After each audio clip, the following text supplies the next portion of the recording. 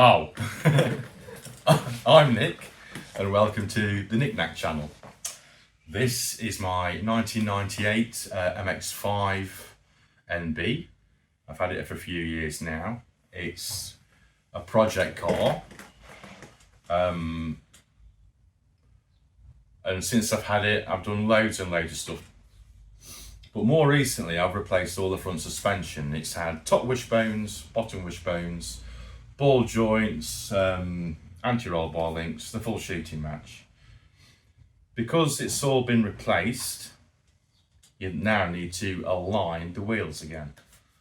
And the reason I'm making this video is because I'm going to cheat and try and explain an easier method of doing it.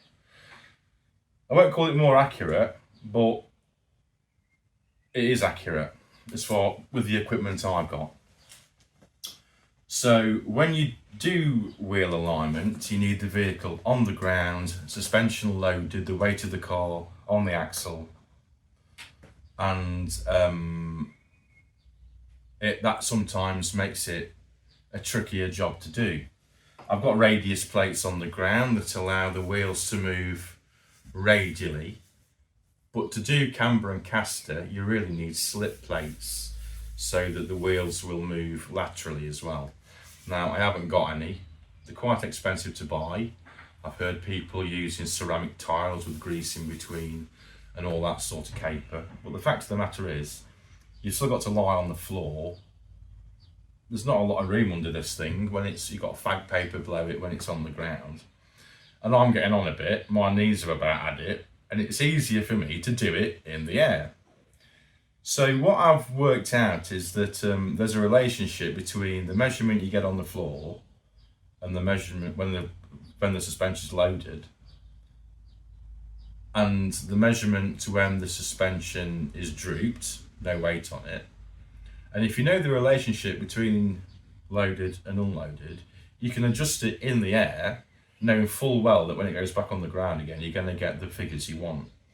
So if we talk about camber first, I know for a fact that when I lift this car up, it adds 5 degrees of camber.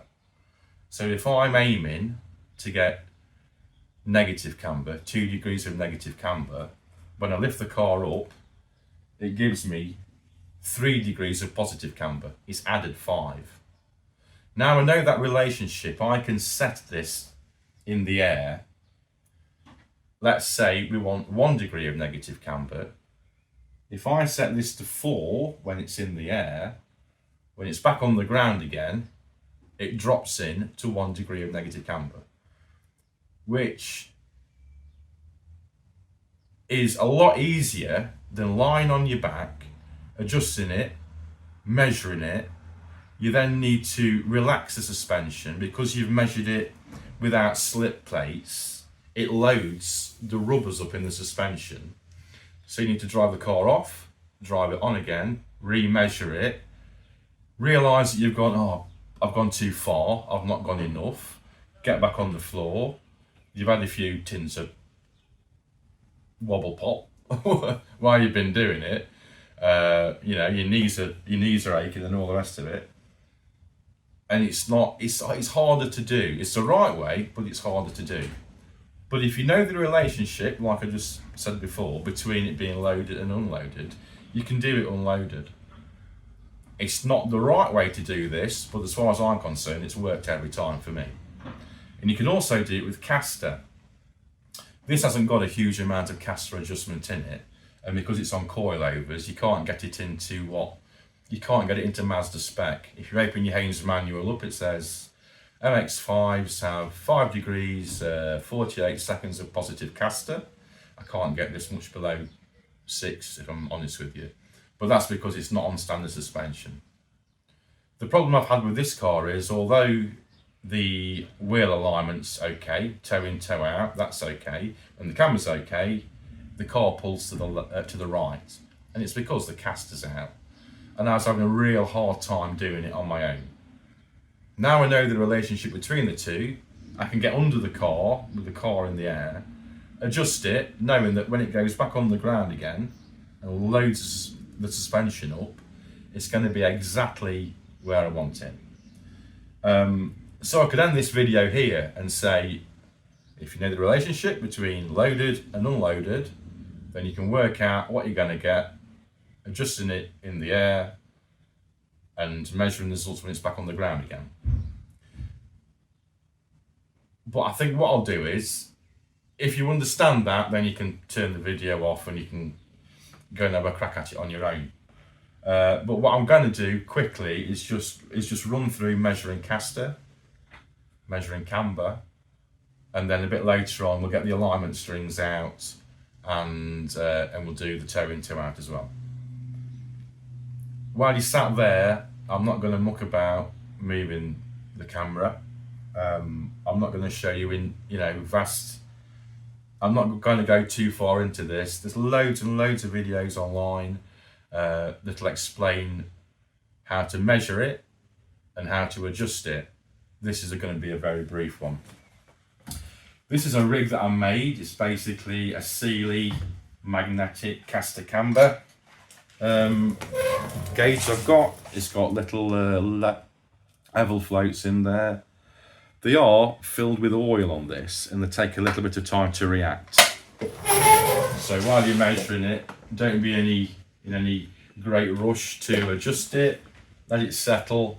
This is something I found. You walk around that side, have a look, come back.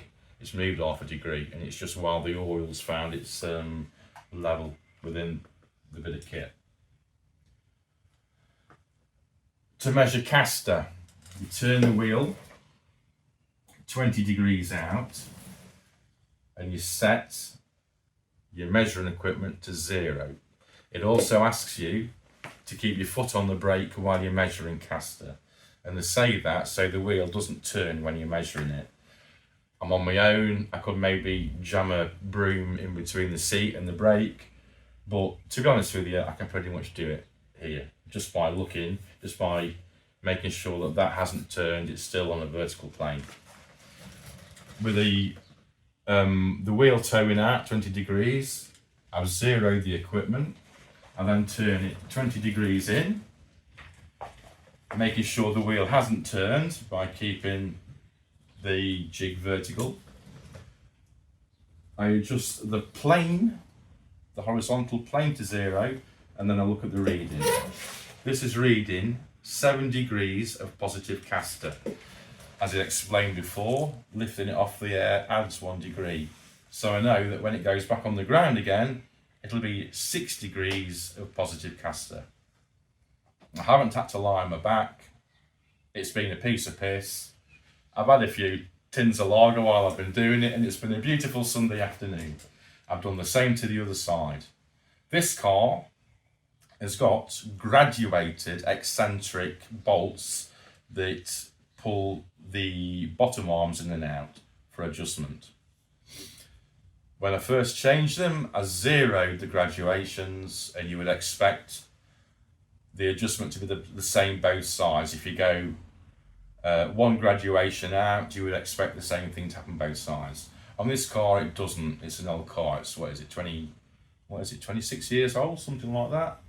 Subframe might be slightly out of alignment. I've been blasting through a ploughed field in it when I went off-roading on a track day. It's old. And it's a Mazda. It's not the space shuttle. So you can't expect it to be, square. What was I saying? Oh yeah, so the adjustment this side to get 7 degrees wasn't the same adjustment that side. I've not explained it very well. However, back on the ground, I've got 6 degrees of positive caster both sides. The camber's the same. I measured the camber on the ground. Let's say you're trying to get 2 degrees of negative camber. I measured it on the ground, I'd got 1 degree. I lifted it up to find that it had now added, what did I say, 5? So when it's lifted up, I've now got 4 degrees. When it's back on the ground, I want 2 degrees. So if I set it at positive 3 degrees here, when it goes back onto the ground, it'll be -2. It'll be 2 degrees of negative camber. And again, everybody will say to you, you need it on the ground. You need the car at right height, loaded, correct tyre pressures, steering wheel straight. But if, like again, I'll say it again, if you know the relationship between loaded and unloaded, you can do it in the air, which is so much easier. And we're all about easy. I hate struggling. It's a pain in the arse. This is my hobby. I don't want my hobby to be a real shitter. I want it to be nice and easy. So I'm all about, working out things to make my life easier. We've done the caster, we've done the camber. What we're going to do now is we're going to do toe in, toe out, which is going to take me a couple of minutes to set up. I'll pause you. You're going to be back in the room. For you in a flash, for me in about 15 minutes. Happy days.